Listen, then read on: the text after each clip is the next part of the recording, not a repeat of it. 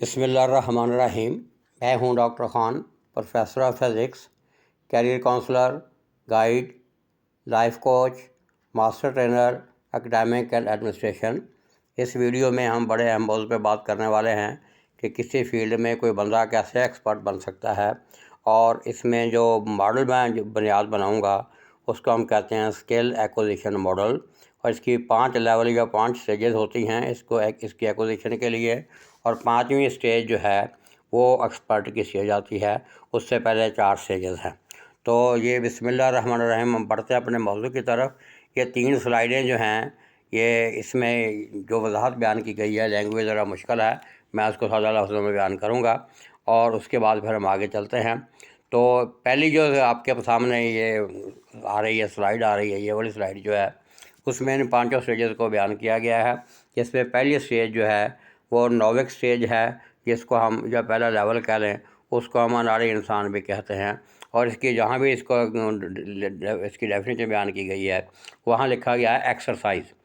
तो आगे इसकी वजाहत की गई है अगली जो स्टेजेस हैं उसमें हम इसको कहते हैं ऑर्डर फॉलोअर स्टेज। ये वो बंदा आदमी जो है या एक्सपर्ट जो जिसको कहता है अपने आप को, वो अनाड़ी होता है और सिर्फ वो हुक्म का ग़ुलाम होता है, जिसको हम ऑर्डर ओबेयर भी कहते हैं। यानी जो उसको काम दिया गया है सिर्फ वही काम करता है, उससे आगे पीछे सोचने की उसकी सलाहियत नहीं होती। उसके बाद दूसरी स्टेज अगर आप इस स्लाइड को देखें तो उसमें आती है वो एडवांस बिगिनर उसको कहते हैं। और इसके आगे लिखा हुआ वर्कआउट। तो वर्कआउट यानी वो एक्सरसाइज के आगे पीछे काम भी कर सकता है, मटेरियल भी ढूंढ सकता है, उसको अच्छा बुरा भी पहचान सकता है और अच्छे तरीके से उसको परफॉर्म कर सकता है।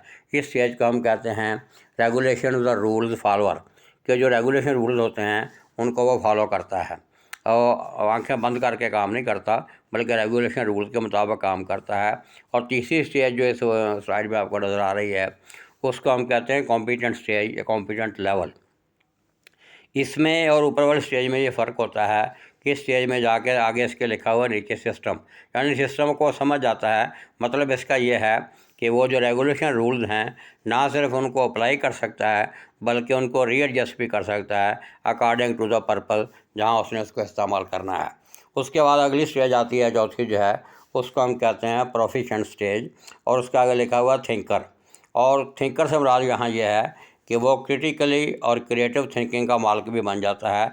और वजाहत उसकी जो ग्राफ में आगे आएगी वो ये है कि ना सिर्फ वो अप्लाई बल्कि रीएडजस्ट कर सकता है रेगुलेशन रूल को, बल्कि उनको मॉडिफाई भी कर सकता है क्रिटिकल और क्रिएटिव ग्राउंड पे, ताकि वो आपके सिस्टम के लिए दी बेस्ट वर्क का वो कर सकें और सिस्टम की प्रोफिशिएंसी एफिशिएंसी जो है वो मैक्सिमम हो सके।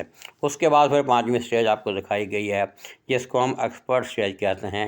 एक्सपर्ट स्टेज और प्रोफेशनल स्टेज में फ़र्क ये है कि ऊपर वाली जो स्टेज है उसमें जो अप्लाई वो करना पड़ता है या एडजस्ट करना पड़ता है वो सिर्फ यहाँ तक ही है, लेकिन यहाँ वो जो है अप्लाई एडजस्ट और मॉडिफाई कर सकता है क्रिटिकल और क्रिएटिव पॉइंट ऑफ व्यू से अपने मकसद के मुताबिक, और ये काम ऑटोमेटिकली करता है। उसके बाद इतना तजर्बा आ जाता है कि जिस रूल को रेगुलेशन रूल को जहाँ लगाना है वो ऑटोमेटिकली जैसे लगाना है वैसे लगना शुरू हो जाते हैं। तो वो बंदा जो है वो एक्सपर्ट बनता है। तो ये जो दूसरी स्लाइड होगी, तीसरी स्लाइड होगी, चौथी स्लाइड होगी, इनमें सब में यही बातें बयान की गई हैं। आगे इस मॉडल में जो बेसिक असम्पशन इस्तेमाल की गई हैं वो यहाँ के आदमी जो है ये इन तीनों डोमेन ऑफ लर्निंग का मजमूआ है। यानी जिसको हम इंसान कहते हैं वो इंसान इल्म, जज्बात, एहसासात और सलाहियतों का मजमूआ होता है। इसी की बुनियाद पे इसके आगे एम्स एंड ऑब्जेक्टिव में बात करूँगा। उसके बाद जब हम चलते हैं इस थ्योरी पे कि इस थ्योरी या इस मॉडल की स्ट्रेंथ क्या है, तो उसमें सबसे बड़ी स्ट्रेंथ उसकी ये है कि इस मॉडल को डिज़ाइन करते वक्त इसमें बिहेवियर बेस्ड जो है, यानी आपका एप्टीट्यूड एटीट्यूड जिसको हम माइंड सेट कहते हैं, उसको कोरिलेट किया गया है। वो नर्सेज जो है उनके लिए स्पेशल बनाया गया था, उनकी प्रैक्टिकल लाइफ या उनकी प्रैक्टिस और प्रोफिशिएंसी से। तो ये वह जो मॉडल है जिसमें 3 डोमेन जो है उनको टच किया गया है। इसी की बुनियाद पे आगे इसके लिमिटेशन पे स्लाइड बड़ी अहम आ रही है कि लोगों ने इस पर एतराज़ किया है ये मॉडल जो है ये सिंपल है, जनरल है, एम्पिरिकल है और रिसर्च बेस्ड है, यानी प्योरली डाटा ड्रिवन है। इसकी ऑथेंटिसिटी वो नहीं है जो बयान की गई है। तो ये काफ़ी हद तक बात सही है, लेकिन जिस मकसद के लिए बनाया गया है वो मकसद ये पूरा करता है।